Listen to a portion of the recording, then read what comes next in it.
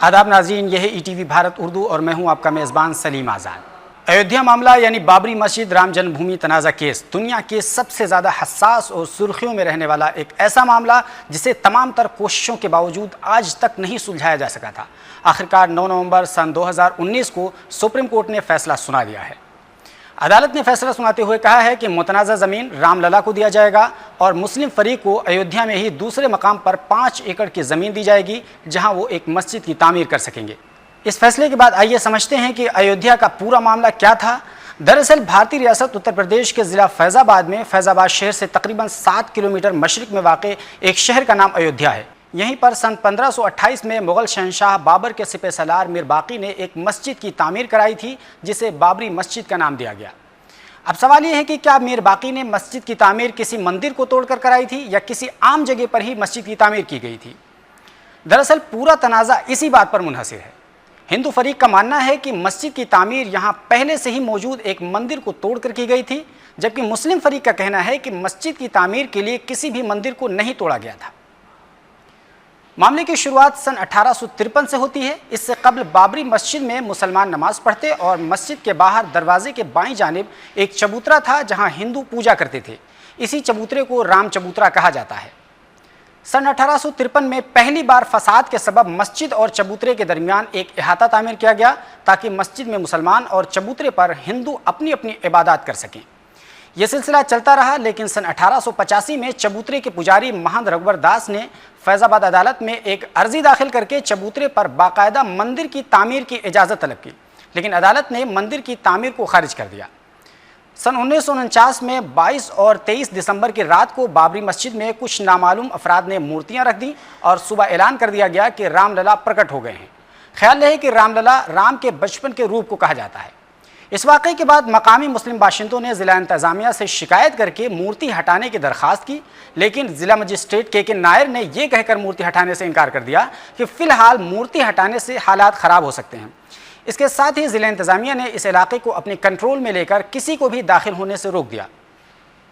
सन 1950 में राम चबूतरे के पुजारी रामचंद्र दास और एक दूसरे शख्स गोपाल सिंह बिशारत ने मस्जिद के अंदर मूर्ति की जगह पर अदालत से पूजा की इजाज़त तलब की, लेकिन अदालत ने इस मुतालबे को खारिज करने के साथ ही मुसलमानों को भी मस्जिद में दाखिल होने से रोक दिया।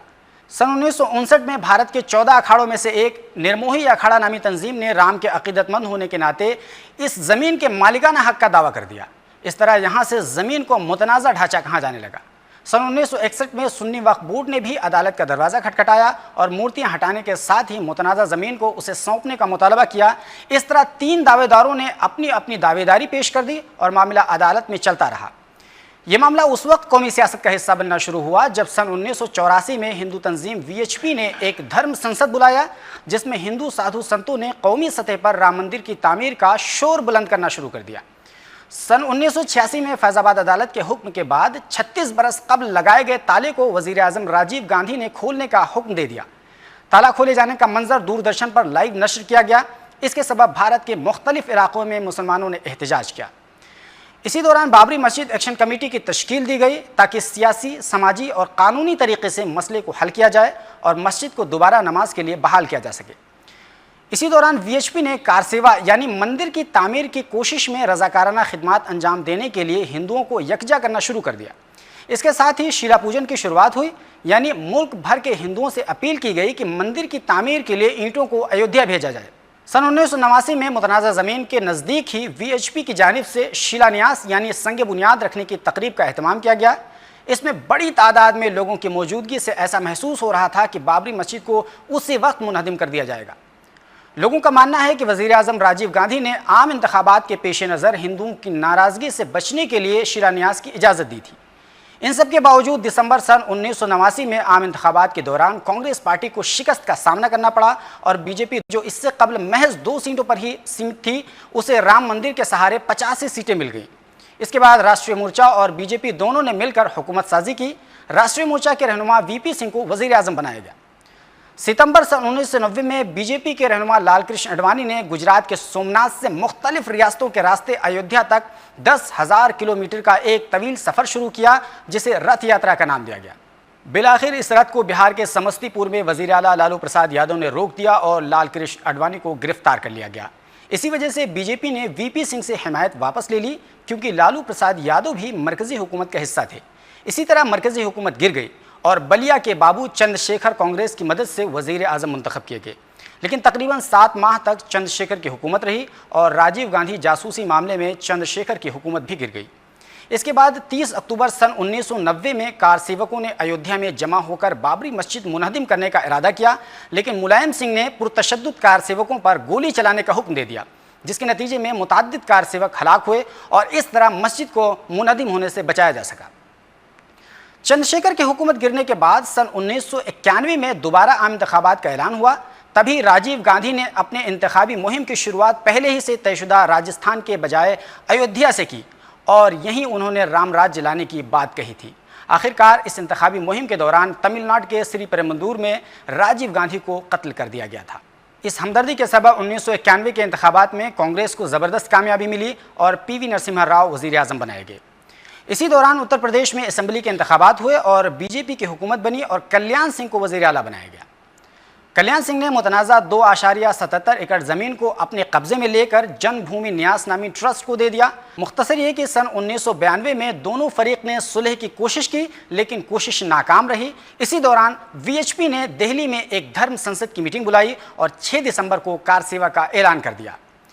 اس اعلان کے پیش نظر وزیر اعظم پی وی نرسمہا راؤ سے صدر راج کی نفاذ کا مطالبہ کیا گیا، لیکن وزیر اعظم نے ایسا نہیں کیا اور آخرکار 6 دسمبر سن 1992 کو بی جے پی کے بڑے رہنماؤں کی موجودگی میں ہزاروں کی بھیڑ نے سر عام بابری مسجد کو منہدم کر دیا اور وہاں ایک چھوٹا سا مندر تعمیر کر کے اس میں رام للا کی مورتی بھی رکھ دی گئی۔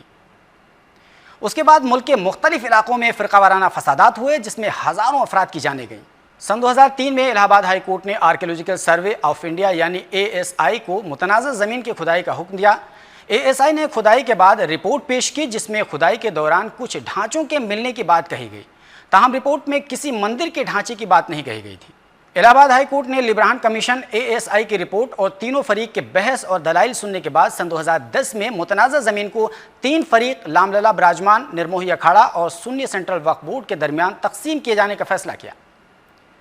اس فیصلے میں رام للا کو مسجد کا اندرونی حصہ یعنی مورتی کی جگہ دی گئی، نرموہی اکھاڑے کو رام چبوترے کے ساتھ سیتا کی رسوئی اور سنی سینٹرل وقف بورڈ کو باقی ماندہ زمین دے دی گئی تھی، لیکن اس فیصلے سے کوئی بھی فریق راضی نہیں تھا۔ آخرکار معاملہ سپریم کورٹ میں چلا گیا۔ اس طرح تقریباً 9 برس کے بعد 9 نومبر سن 2019 کو سپریم کورٹ نے اپنا فیصلہ سناتے ہوئے کہا کہ متنازع زمین رام للا کو دی جائے گی اور ایودھیا میں دوسری جگہ پر 5 ایکڑ زمین مسلمانوں کو دی جائے گی اور نرموہی اکھاڑے کے دعوے کو خارج کر دیا گیا۔ اب دیکھنے والی بات یہ ہوگی کہ اس فیصلے کے بعد یہ معاملہ یہیں ختم ہوتا ہے یا مزید کچھ امکانات تلاش کیے جائیں گے۔ ناظرین، امید کرتے ہیں کہ ایودھیا معاملے کی پوری تفصیل آپ کو پسند آئی ہوگی۔ اگر پسند آئی ہے تو ہمارے پیج کو لائک کریں، شیئر کریں اور ہمارا ایپ ڈاؤن لوڈ کرنا ہرگز نہ بھولیں۔ شکریہ۔